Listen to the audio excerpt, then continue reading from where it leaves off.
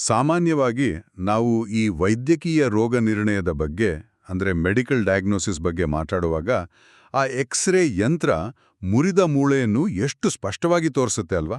ಹೌದು, ಎಲ್ಲಿ ಬಿರುಕು ಬಿಟ್ಟಿದೆ, ಎಲ್ಲಿ ತುಂಡಾಗಿದೆ ಅನ್ನೋದು ಕಪ್ಪು ಮತ್ತು ಬಿಳುಪಿನಷ್ಟೇ ಸ್ಪಷ್ಟವಾಗಿ ನಮ್ಮ ಕಣ್ಣಿಗೆ ಕಾಣುತ್ತೆ. ನಿಜ, ಅದು ನಮಗೊಂದು ರೀತಿಯ ಭದ್ರತೆಯನ್ನು ಕೊಡುತ್ತೆ.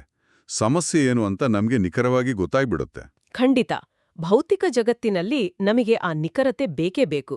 ಸಮಸ್ಯೆ ಎಲ್ಲಿದೆ ಅಂತ ಒಂದು ಚೌಕಟ್ಟಿನಲ್ಲಿ ವಿಂಗಡಿಸಿ ನೋಡೋಕೆ ನಾವು ಸದಾ ಬಯಸ್ತೀವಿ. ಆದೇ ನೋಡಿ, ಮಾನವನ ದುಃಖ, ಆಳವಾದ ಆಘಾತ ಅಥವಾ ಆಧ್ಯಾತ್ಮಿಕ ಬದಲಾವಣೆಯ ಲೋಕಕ್ಕೆ ನಾವು ಕಾಲಿಟ್ಟಾಗ ಈ ಎಕ್ಸ್ರೇ ಯಂತ್ರ ಕೆಲಸ ಮಾಡೋದಿಲ್ಲ. ಹೌದು, ಅಲ್ಲಿ ಕಪ್ಪು ಬಿಳುಪು ಇರಲ್ಲ. ನಾವಿಲ್ಲಿ ನೋಡ್ತಿರುವ ಭೂದೃಶ್ಯ ಸಂಪೂರ್ಣ ಮಂಜಿನಿಂದ ಆವೃತವಾಗಿದೆ.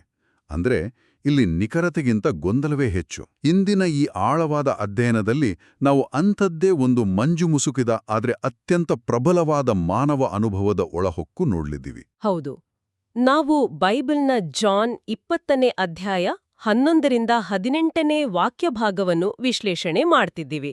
ಯೇಸುವಿನ ಪುನರುತ್ಥಾನದ ನಂತರ ಆ ಮೇರಿ ಮ್ಯಾಗ್ಡಲಿನ್ ಜೊತೆಗಿನ ಭೇಟಿಯನ್ನು ಇದು ವಿವರಿಸುತ್ತೆ. ಭೇಟಿ ಅಂದ್ರೆ ಅದೊಂದು ಅದ್ಭುತವಾದ ದೃಶ್ಯ. ಇದಕ್ಕಾಗಿ ನಾವು ಕೇವಲ ಒಂದೇ ಮೂಲವನ್ನ ಅವಲಂಬಿಸಿಲ್ಲ ಅಲ್ವಾ? ಖಂಡಿತ ಇಲ್ಲ. ನಮ್ಮ ಮೂಲಗಳ ವ್ಯಾಪ್ತಿ ಬಹಳ ದೊಡ್ಡದಿದೆ. ಐತಿಹಾಸಿಕ ವ್ಯಾಖ್ಯಾನಗಳು, ಕ್ಯಾಥಲಿಕ್ ಶೈಕ್ಷಣಿಕ ಲೇಖನಗಳು, ಗ್ರೀಕ್ ಭಾಷಾಶಾಸ್ತ್ರದ ಚರ್ಚೆಗರು, ಚರ್ಚ್ ಧರ್ಮೋಪದೇಶಗಳು ಮತ್ತು ಮಧ್ಯಕಾಲೀನ ಇಟಾಲಿಯನ ಕಲಾ ವಿಶ್ಲೇಷಣೆಗಳನ್ನು ಒಟ್ಟುಗೂಡಿಸಿ ನಾವು ಇದನ್ನ ನೋಡ್ತಿದ್ದೀವಿ. ಅಂದ್ರೆ ಕಲೆ, ಭಾಷೆ, ಇತಿಹಾಸ ಎಲ್ಲವೂ ಸೇರಿದೆ. ಹೌದು. ಮತ್ತು ಇಲ್ಲಿ ಸ್ಪಷ್ಟಪಡಿಸಬೇಕಾದ ಏನಂದ್ರೆ, ನಾವು ಯಾವುದೇ ನಿರ್ದಿಷ್ಟ ಧಾರ್ಮಿಕ ನಿಲುವನ್ನು ಅಥವಾ ಪ್ರಚಾರವನ್ನು ಮಾಡ್ತಿಲ್ಲ. ಖಂಡಿತ ಇಲ್ಲ. ಬದಲಾಗಿ ಈ ವೈವಿಧ್ಯಮಯ ಮೂಲಗಳು ಮಾನವನ ದುಃಖ, ನಂಬಿಕೆಯ ಸ್ವರೂಪ ಮತ್ತು ಜೀವನದ ಸಂಕ್ರಮಣಗಳ ಬಗ್ಗೆ ಅಂದ್ರೆ ಟ್ರಾನ್ಸಿಷನ್ಸ್ ಬಗ್ಗೆ ಏನ್ ಹೇಳ್ತವೆ ಅನ್ನೋದನ್ನ ನಿಷ್ಪಕ್ಷಪಾತವಾಗಿ ಅನ್ವೇಷಿಸ್ತಾ ಇದ್ದೀವಿ. ಸರಿ, ಹಾಗಾದ್ರೆ ಇದನ್ನ ಬಿಡಿಸಿ ನೋಡೋಣ. ವಿಕಿಪೀಡಿಯಾ ಮೂಲದಲ್ಲಿರುವ ರೇಮಂಡ್ ಇ ಬ್ರೌನ್ ಅವರಂತಹ ಇತಿಹಾಸಕಾರರ ಸಿದ್ಧಾಂತವನ್ನು ನೋಡಿದ್ರೆ ಒಂದು ಕುತೂಹಲಕಾರಿ ವಾದ ಇದೆ ಎಂಗೊತ್ತಾ? ಆ ಎರಡೂ ಮೂಲಗಳ ಸಿದ್ಧಾಂತ ಅಲ್ವಾ? ಹೌದು. ಈ ವಾಕ್ಯಭಾಗ ಕೇವಲ ಒಂದೇ ಮೂಲದಿಂದ ಬಂದಿಲ್ಲ, ಬದಲಾಗಿ ಎರಡೂ ವಿಭಿನ್ನ ಮೂಲಗಳ ಸಮ್ಮಿಶ್ರಣವಾಗಿರಬಹುದು ಅಂತ ಅವರು ಹೇಳ್ತಾರೆ. ಪ್ರಾಯಶಃ ಮೇರಿ ಮ್ಯಾಗ್ಡಲಿನ್ನ ಈ ಒಂಟಿ ಪಯಣ ಕೇವಲ ಜಾನ್ಗೆ ಮಾತ್ರ ತಿಳಿದಿದ್ದ ಯಾವುದೋ ಪ್ರತ್ಯೇಕ ಐತಿಹಾಸಿಕ ಮೂಲದಿಂದ ಬಂದಿರಬಹುದು. ಇದು ಆ ಕಥೆಯ ಆಳವನ್ನು ಮತ್ತಷ್ಟು ಹೆಚ್ಚಿಸ್ತೆ. ಜಾನ್ ತನ್ನದೇ ಆದ ಒಂದು ವಿಶಿಷ್ಟವಾದ ನಿರೂಪಣೆಯನ್ನ ಕಟ್ಕೊಡ್ತಿದ್ದಾನೆ ಇಲ್ಲಿ. ಆ ಕಥೆಯ ಕೇಂದ್ರಬಿಂದು ಮೇರಿ ಮ್ಯಾಗ್ಡಲಿನ್. ಹೌದು. ಕತ್ತಲೆಯಲ್ಲಿ ಆ ಖಾಲಿ ಸಮಾಧಿಯ ಹೊರಗಡೆ ಆಕೆ ಒಬ್ಬಂಟಿಯಾಗಿ ಅಳುತ್ತಾ ನಿಂತಿದ್ದಾಳೆ. ಆಕೆಯ ಮಾನಸಿಕ ಸ್ಥಿತಿಯನ್ನು ನಾವು ಅರ್ಥ ಮಾಡ್ಕೊಳ್ಳೋದು ಬಹಳ ಮುಖ್ಯ ಇಲ್ಲಿ. ಕತ್ತಲೆ ಅಂದ್ರೆ ಕೇವಲ ಭೌತಿಕ ಕತ್ತಲೆಯಲ್ಲ, ಅವಳ ಮನಸ್ಸಿನಲ್ಲೂ ಕತ್ತಲೆ ಆವರಿಸಿದೆ. ಆ ದೃಶ್ಯವನ್ನು ಒಮ್ಮೆ ನಾವು ಊಹಿಸಿಕೊಳ್ಳಬಹುದು.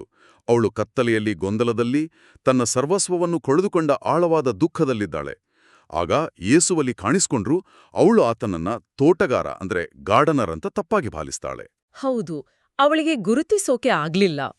ಇದು ನಮ್ಮ ದೈನಂದಿನ ಜೀವನದಲ್ಲೂ ಹೀಗೆ ಆಗತ್ತೆ ಅಲ್ವಾ?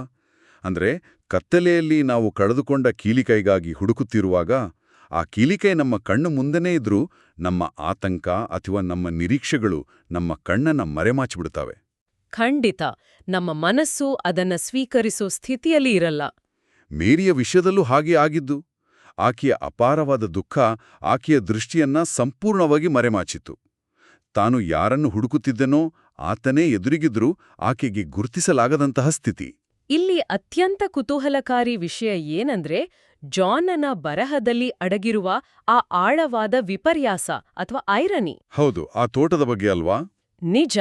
ಕೆಲವು ದೇವತಾಶಾಸ್ತ್ರದ ಚರ್ಚೆಗಳು, ವಿಶೇಷವಾಗಿ ಆ ಲಿವಿಂಗ್ ಸ್ಪೇಸ್ ಮತ್ತು ಮಾರ್ಸ್ ಹಿಲ್ ಚರ್ಚ್ ನಂತಹ ಮೂಲಗಳು ಇದನ್ನ ಬಹಳ ಸುಂದರವಾಗಿ ವಿಶ್ಲೇಷಣೆ ಮಾಡುತ್ತವೆ.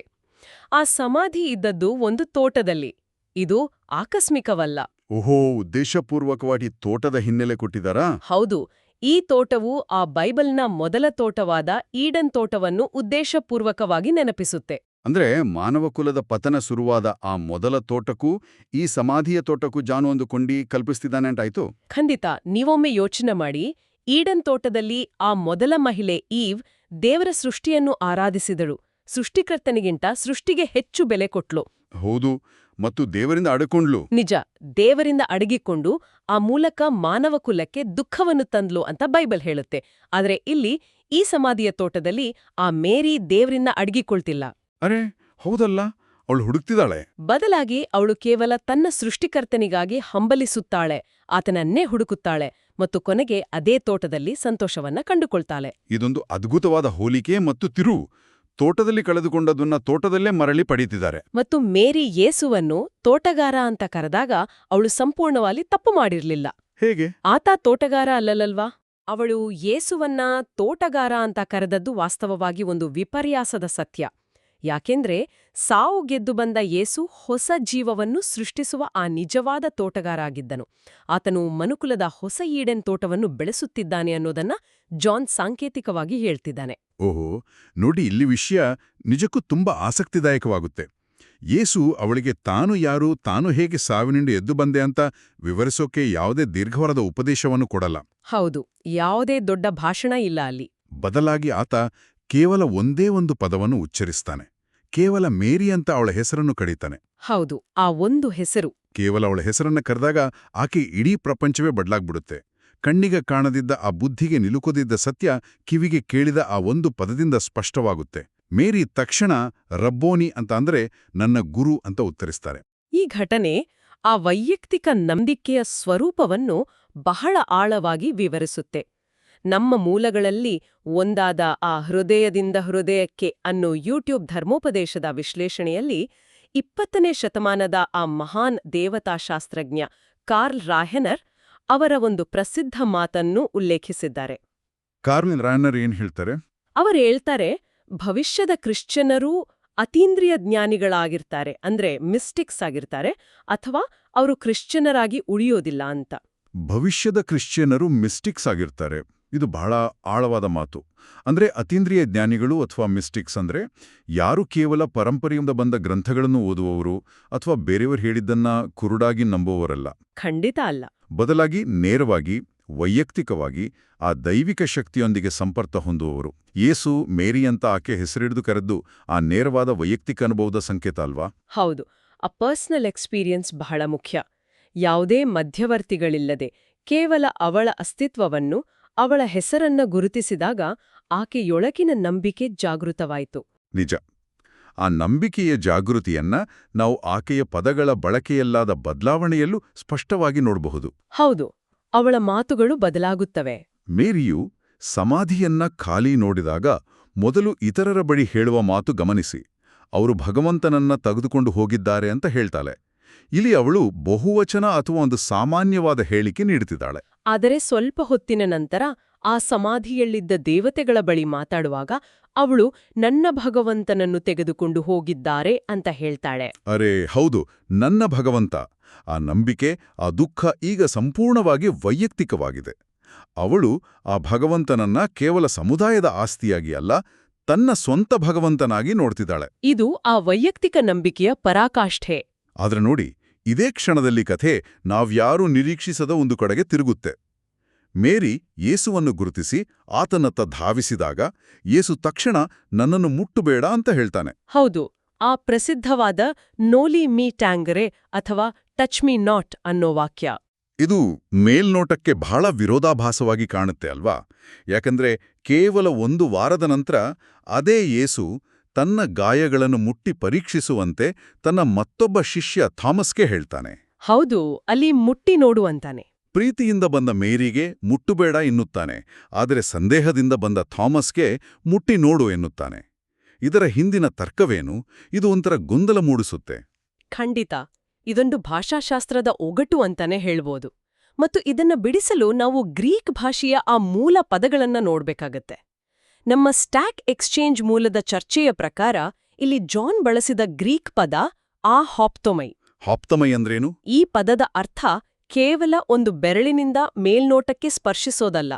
ಇದರ ನಿಜವಾದ ಅರ್ಥ ಅಂಟಿಕೊಳ್ಳುವುದು ಅಥವಾ ಬಿಗಿಯಾಗಿ ಹಿಡಿದುಕೊಳ್ಳುವುದು ಅಥವಾ ಪರಿಣಾಮ ಬೀರುವ ಸ್ಪರ್ಶ ಅಂತ. ಓಹೋ, ಅಂದ್ರೆ ಯೇಸು ಮೇರಿಗೆ ನನ್ನಿಂದ ದೂರ ಇರು, ನನ್ನನ್ನು ಮುಟ್ಲೇಬೇಡ ಅಂತ ಕಠಿಣವಾಗಿ ಹೇಳ್ತಿಲ್ಲ. ಇಲ್ಲ, ಆ ಅರ್ಥದಲ್ಲಿ ಖಂಡಿತ ಅಲ್ಲ. ಬದಲಾಗಿ ನನಗೆ ಹೀಗೆ ಅಂಟಿಕೊಳ್ಳೋದನ್ನ ನಿಲ್ಲಿಸು ಅಂತ ಹೇಳ್ತಿದ್ದಾನೆ. ಅಂದ್ರೆ ಆಕೆಯು ಆ ಹಳೇ ಯೇಸುವಿಗೆ, ಅಂದ್ರೆ ಶಿಲುವೆಗೇರುವ ಮುಂಚೆ ಅವಳೊಂದಿಗಿದ್ದ ಭೌತಿಕ ಗುರುವಿಗೆ ಅಂಟಿಕೊಳ್ಳಲು ಪ್ರಯತ್ನಿಸ್ತಿದ್ಲು. ಹೌದು, ಆದ್ರೆ ಆತ ಈಗ ಭೌತಿಕ ಮಿತಿಗಳನ್ನ ದಾಟಿ ಬಂದಿದ್ದಾನೆ. ಆತ ತಾನು ಇನ್ನೂ ತಂದೆಯ ಬಳಿಗೆ ಏರಿಲ್ಲ ಅಂತ ಹೇಳ್ತಾನೆ. ಹೌದು, ಆ ವಾಕ್ಯ ಕೂಡ ಇದೆ ಅಲ್ಲಿ. ಆತನ ಅಸ್ತಿತ್ವದ ಸ್ವರೂಪ ಈಗ ಬದಲಾಗ್ತಿದೆ. ಹಾಗಾಗಿ ಆಕೆಯೂ ಕೂಡ ತನ್ನ ನಂಬಿಕೆಯ ಸ್ವರೂಪವನ್ನು ಬದಲಾಯಿಸಿಕೊಳ್ಳಬೇಕಾದ ಅನಿವಾರ್ಯತೆ ಇತ್ತು. ಇಲ್ಲಿ ನಮ್ಮ ಕಾಂಟೆಂಪ್ಲೇಟಿವ್ ಅಟ್ ಹೋಮ್ ಮೂಲವು ಒಂದು ಅದ್ಭುತವಾದ ಸಾದೃಶ್ಯವನ್ನ ಕೊಡುತ್ತೆ, ಆ ಟ್ರಪೀಸ್ ಕಲಾವಿದನ ಸಾದೃಶ್ಯ. ಅರೆ, ಆ ಟ್ರಿಪಿ ಸುಧಾರಣೆ ನಿಜಕ್ಕೂ ಅದ್ಭುತ. ಇದನ್ನು ನಾವು ಸ್ವಲ್ಪ ವಿಶಾಲ ದೃಷ್ಟಿಕೋನಕ್ಕೆ ಜೋಡಿಸಿ ನೋಡಿದ್ರೆ, ಗಾಳಿಯಲ್ಲಿ ಜಿಗಿಯುವ ಆ ಕಲಾವಿದ ಮುಂದಿನ ಸರಳುವನ್ನು ಹಿಡಿಯಬೇಕಾದ್ರೆ ಮೊದಲು ತನ್ನ ಕೈಯಲ್ಲಿರೋ ಸರಳುವನ್ನು ಬಿಡಲೇಬೇಕು. ಖಂಡಿತ, ಎರಡನ್ನೂ ಒಟ್ಟಿಗೆ ಹಿಡಿಯೋಕೆ ಸಾಧ್ಯವಿಲ್ಲ. ಭೌತಶಾಸ್ತ್ರದ ನಿಯಮದ ಪ್ರಕಾರ ಸಾಧ್ಯವೇ ಇಲ್ಲ. ನಾವು ಒಂದು ಸರಳುವನ್ನ ಗಟ್ಟಿಯಾಗಿ ಹಿಡಿದುಕೊಂಡ್ರೆ ನಮ್ಮ ಪ್ರಯಾಣ ಅಲ್ಲಿಗೆ ನಿಂತುಬಿಡುತ್ತೆ.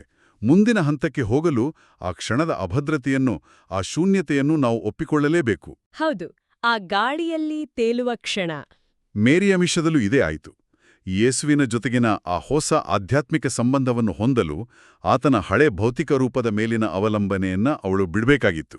ಆ ಹಳೆ ಸರಳುವನ್ನು ಬಿಟ್ರೆ ಮಾತ್ರ ಆ ಹೊಸ ವಾಸ್ತವಕ್ಕೆ ತೆರೆದುಕೊಳ್ಳಲು ಸಾಧ್ಯ. ಅದ್ಭುತವಾಗಿ ವಿಶ್ಲೇಷಿಸಿದ್ರಿ. ಈ ಬಿಟ್ಟುಕೊಡುವಿಕೆ ಅಥವಾ ಲೆಟ್ಟಿಂಗ್ ಗೋ ಅನ್ನೋದಿದೆಯಲ್ಲ, ಅದು ಅತ್ಯಂತ ಕಷ್ಟಕರವಾದ ಪ್ರಕ್ರಿಯೆ. ಖಂಡಿತ, ಮನುಷ್ಯನಿಗೆ ಬಹಳ ಕಷ್ಟ ಅದು. ಹೌದು. ಆದ್ರೆ ಈ ಸಂಕೀರ್ಣವಾದ ದೇವತಾಶಾಸ್ತ್ರವನ್ನ ಅಕ್ಷರಜ್ಞಾನವಿಲ್ಲದಿದ್ದ ಆ ಮಧ್ಯಕಾಲೀನ ಜನಸಾಮಾನ್ಯರಿಗೆ ತಲುಪಿಸುವುದು ಹೇಗೆ ಅನ್ನೋದು ಅಂದಿನ ಚರ್ಚ್ಗಳ ಮುಂದಿದ್ದ ದೊಡ್ಡ ಸವಾಲಾಗಿತ್ತು. ಹೌದಲ್ವಾ? ಇದು ಸಾಮಾನ್ಯರಿಗೆ ಸುಲಭವಾಗಿ ಅರ್ಥವಾಗುವಂಥ ತತ್ವ ಖಂಡಿತ ಅಲ್ಲ.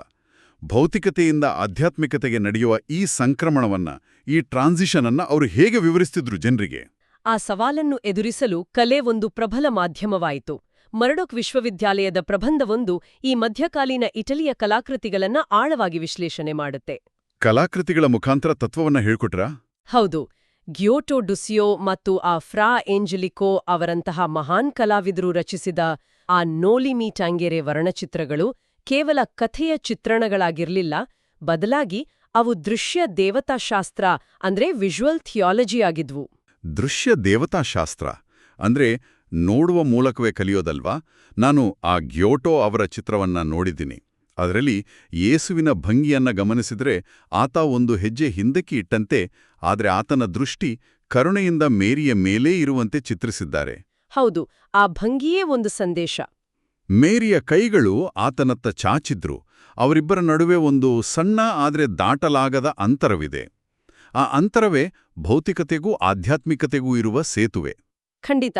ಓದು ಬರಹ ಬಾರದವರೆಗೂ ಆ ಚಿತ್ರದಲ್ಲಿರುವ ಆ ಬಣ್ಣ, ಭಂಗಿ ಮತ್ತು ಆ ಅಂತರ ಆ ಹಳೆಯದನ್ನು ಬಿಡು, ಹೊಸದನ್ನು ಒಪ್ಪಿಕೋ ಅನ್ನೋ ತತ್ವವನ್ನ ಸ್ಪಷ್ಟವಾಗಿ ಹೇಳ್ತಾ ಇದ್ವು.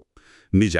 ಆ ಕಲಾಕೃತಿಗಳು ಮೇರಿಯ ಭಕ್ತಿ ಮತ್ತು ಆ ಯೇಸುವಿನ ದೈವಿಕ ಸಂಕ್ರಮಣದ ನಡುವಿನ ಅಂತರವನ್ನ ಅತ್ಯಂತ ಸೂಕ್ಷ್ಮವಾಗಿ ಸೆರೆಹಿಡಿದಿವೆ.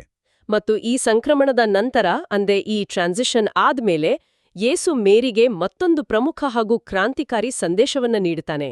ಏನು ಆ ಸಂದೇಶ? ಆತ ಹೇಳ್ತಾನೆ, ನನ್ನ ಸಹೋದರರ ಬಳಿಗೆ ಹೋಗಿ ನಾನು ನನ್ನ ತಂದೆ ಮತ್ತು ನಿಮ್ಮ ತಂದೆಯ ಬಳಿಗೆ, ನನ್ನ ದೇವರು ಮತ್ತು ನಿಮ್ಮ ದೇವರ ಬಳಿಗೆ ಏರುತ್ತಿದ್ದೇನೆ ಅಂತ ತಿಳಿಸುವಂತ. ನಮ್ಮ ಹಾರ್ಬರ್ ಶೋರ್ಸ್ ಚರ್ಚ್ ಮತ್ತು ಕ್ಯಾಥಲಿಕ್ ಎಜುಕೇಷನ್ ಮೂಲಗಳು ಈ ವಾಕ್ಯದ ಮೇಲೆ ವಿಶೇಷವಾಗಿ ಬೆಳಕು ಚೆಲ್ಲುತ್ತವೆ. ಓ, ಈ ವಾಕ್ಯ ಯಾಕೆಷ್ಟು ಮುಖ್ಯವಾಗುತ್ತೆ ಅಂದ್ರೆ, ಯೇಸು ಇಲ್ಲಿವರೆಗೂ ದೇವರನ್ನ ಕೇವಲ ನನ್ನ ತಂದೆ ಅಂತ ಮಾತ್ರ ಕರೀತಾ ಇದ್ದ.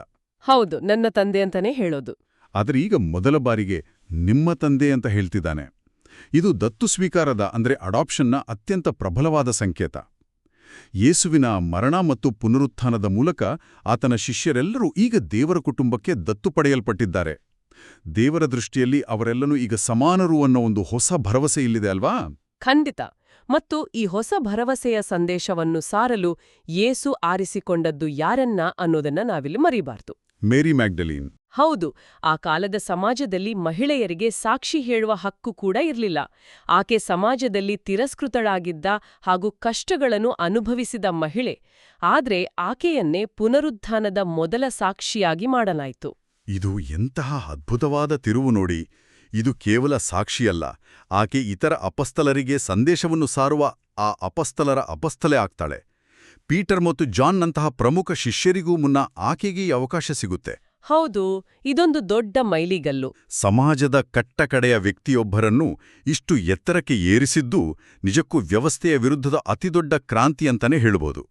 ಯೇಸುವಿನ ಈ ಕಾರ್ಯ ನಂಬಿಕೆ ಮತ್ತು ಅರ್ಹತೆ ಅನ್ನೋದು ಲಿಂಗ ಆಗ್ಲಿ, ಸಮಾಜದ ಸ್ಥಾನಮಾನ ಆಗ್ಲಿ ಅಥವಾ ವ್ಯಕ್ತಿಯ ಹಿಂದಿನ ಜೀವನವನ್ನಾಗ್ಲಿ ಅವಲಂಬಿಸಿಲ್ಲ ಅನ್ನೋದನ್ನ ಜಗತ್ತಿಗೆ ಸಾರಿ ಹೇಳುತ್ತೆ. ಆತ ಆಕೆಯ ದುಃಖವನ್ನ ಒಂದು ಹೊಸ ಧ್ಯೇಯವಾಗಿ ಅಂದ್ರೆ ಮಿಷನ್ ಆಗಿ ಪರಿವರ್ತಿಸಿದನು. ಹೌದು, ಅದೊಂದು ದೊಡ್ಡ ಜವಾಬ್ದಾರಿ. ಹಾಗಾದ್ರೆ ನಾವು ಇದೆಲ್ಲವನ್ನ ನೋಡ್ದಾಗ ಈ ಸಂಪೂರ್ಣ ವಿಶ್ಲೇಷಣೆ ನಮ್ಮ ಜೀವನಕ್ಕೆ ಹೇಗೆ ಅನ್ವಯಿಸುತ್ತೆ? ಇದು ನಮಗೆ ಏನನ್ನ ಕಲಿಸುತ್ತೆ? ಅದೊಂದು ಪ್ರಮುಖವಾದ ಪ್ರಶ್ನೆ. ಇದು ನಮ್ಗೆ ಬದಲಾವಣೆಯ ಪ್ರಾಮುಖ್ಯತೆಯನ್ನು ಕಲಿಸುತ್ತೆ. ನಮ್ಮ ಜೀವನದಲ್ಲಿ ನಾವು ನಿರೀಕ್ಷಿಸದ ರೂಪದಲ್ಲಿ, ನಿರೀಕ್ಷಿಸದ ಸ್ಥಳಗಳಲ್ಲಿ ಆ ಹೊಸ ವಾಸ್ತವಗಳು ನಮ್ಮ ಎದುರು ಬಂದು ನಿಲ್ತವೆ. ನಾವು ಅನ್ಕೊಂಡಿದ್ದಕ್ಕಿಂತ ಭಿನ್ನವಾಗಿ ಪರಿಸ್ಥಿತಿಗಳು ಬದಲಾಗುತ್ತೆ. ಖಂಡಿತ, ನಾವೊಂದು ಅನ್ಕೊಂಡ್ರೆ ಆಗೋದೇ ಇನ್ನೊಂದು. ಹೌದು, ಅಂತಹ ಸಂದರ್ಭಗಳಲ್ಲಿ ನಾವು ಹಳೆಯದನ್ನು ಬಿಟ್ಟು ಹೊಸದನ್ನು ಅಪ್ಪಿಕೊಳ್ಬೇಕು. ಹಳೆಯದನ್ನು ಬಿಟ್ಕೊಟ್ಟಾಗ ಮಾತ್ರ ನಮಗೆ ಆ ಹೊಸ ಸತ್ಯದ ದರ್ಶನವಾಗುತ್ತೆ ಮತ್ತು ಹೊಸ ಜೀವನ ಪ್ರಾರಂಭವಾಗುತ್ತೆ. ನಿಜ, ನಮ್ಮದೇ ಆದ ಕಲ್ಪನೆಗಳಿಗೆ, ನಾವು ರೂಪಿಸಿಕೊಂಡಿರುವ ಆ ಚೌಕಟ್ಟುಗಳಿಗೆ ಅಥವಾ ನಮ್ಮ ಹಳೆಯ ಟ್ರಪೀಸ್ ಸರಳುಗಳಿಗೆ ಅಂಟಿಕೊಳ್ಳೋದನ್ನ ನಾವು ಬಿಡ್ಲೇಬೇಕು. ಇಲ್ಲದಿದ್ರೆ ಆ ಮುಂದಕ್ಕೆ ಸಾಗೋದು ಅಸಾಧ್ಯ. ಖಂಡಿತ, ಹಳೆಯದನ್ನು ಬಿಡದೆ ಹೊಸದನ್ನು ಹಿಡಿಯೋಕೆ ಆಗಲ್ಲ. ಸರಿ, ನಾವು ಈ ವಿಶ್ಲೇಷಣೆಯ ಕೊನೆಯ ಆದರೆ ಅತ್ಯಂತ ರೋಚಕವಾದ ಹಂತಕ್ಕೆ ಬಂದಿದ್ದೀವಿ. ನಮ್ಮ ಮೂಲಗಳಲ್ಲಿ, ಅದರಲ್ಲೂ ವಿಶೇಷವಾಗಿ ಆ ಸ್ಟಾಕ್ ಎಕ್ಸ್ಚೇಂಜ್ ವೇದಿಕೆಯಲ್ಲಿ ನಡೆದ ಒಂದು ದೇವತಾಶಾಸ್ತ್ರದ ಚರ್ಚೆ ಇದೆ. ಅದರಲ್ಲಿ ಒಂದು ವಿಸ್ಮಯಕಾರಿ ಮತ್ತು ಪ್ರಚೋದನಾತ್ಮಕವಾದ ಅಂತಿಮ ಚಿಂತನೆ ಇದೆ. ಹೌದು, ಅದು ಈ ಇಡೀ ವಾಕ್ಯಭಾಗದ ಕಾಲಮಾನದ ಬಗ್ಗೆ, ಅಂದ್ರೆ ಆ ಟೈಮ್ಲೈನ್ ಬಗ್ಗೆ ಒಂದು ದೊಡ್ಡ ಪ್ರಶ್ನೆಯನ್ನು ಹುಟ್ಟುಹಾಕುತ್ತೆ. ಏನು ಆ ಪ್ರಶ್ನೆ? ನೋಡಿ, ಯೇಸು ಬೆಳಿಗ್ಗೆ ಮೇರಿಗೆ ಕಾಣಿಸಿಕೊಂಡಾಗ ತಾನು ಇನ್ನೂ ತಂದೆಯ ಬಳಿ ಏರಿಲ್ಲ, ಆದ್ರಿಂದ ನನ್ನನ್ನು ಮುಟ್ಟಬೇಡ ಅಂತ ಹೇಳ್ತಾನೆ. ಹೌದು, ಅದು ನಮಗೆಲ್ಲ ಗೊತ್ತಿರೋ ವಿಷಯ. ಆದ್ರೆ ಅದೇ ದಿನ ಮ್ಯಾಥ್ಯೂ 28ನೇ ವಾಕ್ಯಭಾಗದ ಪ್ರಕಾರ ಸ್ವಲ್ಪ ಸಮಯದ ನಂತರ ಆ ಇತರ ಮಹಿಳೆಯರು ಆತನ ಪಾದಗಳನ್ನು ಹಿಡಿದುಕೊಳ್ಳಲು ಆತನು ಅವಕಾಶ ಮಾಡಿಕೊಡ್ತಾನೆ. ಹರಿ, ಇದಕ್ಕೆ ಸಾಧ್ಯ? ಬೆಳಿಗ್ಗೆ ಮೇರಿಗೆ ಮುಟ್ಟಬೇಡ ಎಂದವನು ಕೇವಲ ಕೆಲವು ಗಂಟೆಗಳ ನಂತರ ಆ ಇತರ ಮಹಿಳೆಯರಿಗೆ ತನ್ನನ್ನು ಮುಟ್ಟಲು, ತನ್ನ ಪಾದಗಳಿಗೆ ಎರಗಲು ಹೇಗೆ ಅವಕಾಶ ನೀಡಿದ? ಆತ ಅದಾಗಲೇ ತಂದೆಯ ಬಳಿ ಏರಿ ಮರಳಿ ಬಂದಿದ್ದೇನೆ. ಅದೇ ದೊಡ್ಡ ನಿಗೂಢ. ಈ ಪ್ರಶ್ನೆಗೆ ಉತ್ತರ ಹುಡುಕಲು ನಾವು ಆ ಹಳೆಯ ಒಡಂಬಡಿಕೆಯ ಲೆವಿಟಿಕಸ್ ಪುಸ್ತಕಕ್ಕೆ ಹೋಗ್ಬೇಕಾಗತ್ತೆ. ಲೆವಿಟಿಕಸ್ ಅಲ್ಲೇನಿದೆ? ಲೆವಿಟಿಕಸ್ನಲ್ಲಿ ಯಹೂದ್ಯರ ಪ್ರಾಯಶ್ಚಿತ್ತದ ದಿನದ, ಅಂದ್ರೆ ಯೋಮ್ ಕಿಪ್ಪುರ್ನ ಆಚರಣೆಯ ಬಗ್ಗೆ ವಿವರಣೆಯಿದೆ.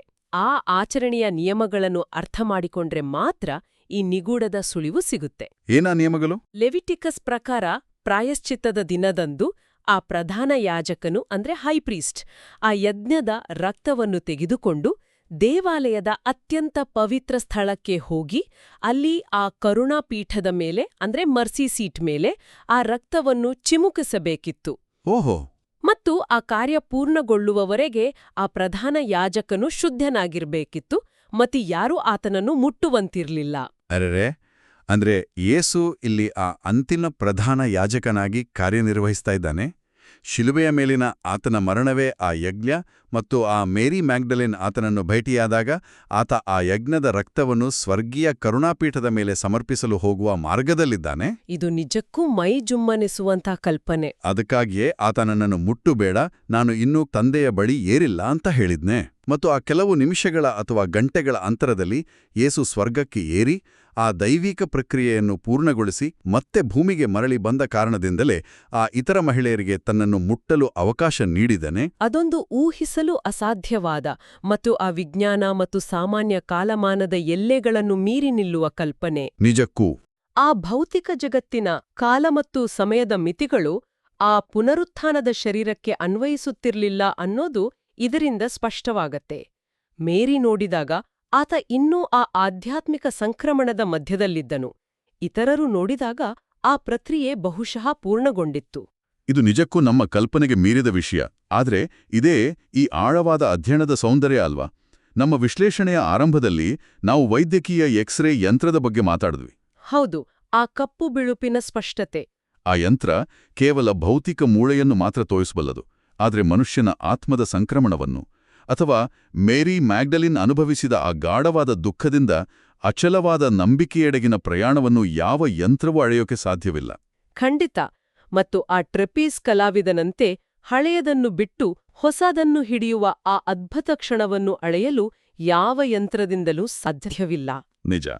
ನಮ್ಮ ಬದುಕಿನ ಆ ಮಂಜು ಮುಸುಕಿದ ಗೊಂದಲದ ವಾತಾವರಣದಲ್ಲಿ ಕೇವಲ ಒಂದು ಧ್ವನಿ, ಕೇವಲ ಒಂದು ಹೆಸರು ಇದೆಲ್ಲವನ್ನೂ ಸ್ಪಷ್ಟಪಡಿಸುವ ಶಕ್ತಿಯನ್ನು ಹೊಂದಿದೆ.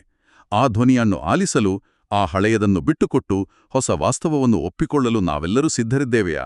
ಇದೊಂದು ಬಹಳ ದೊಡ್ಡ ಪ್ರಶ್ನೆ. ಹೌದು.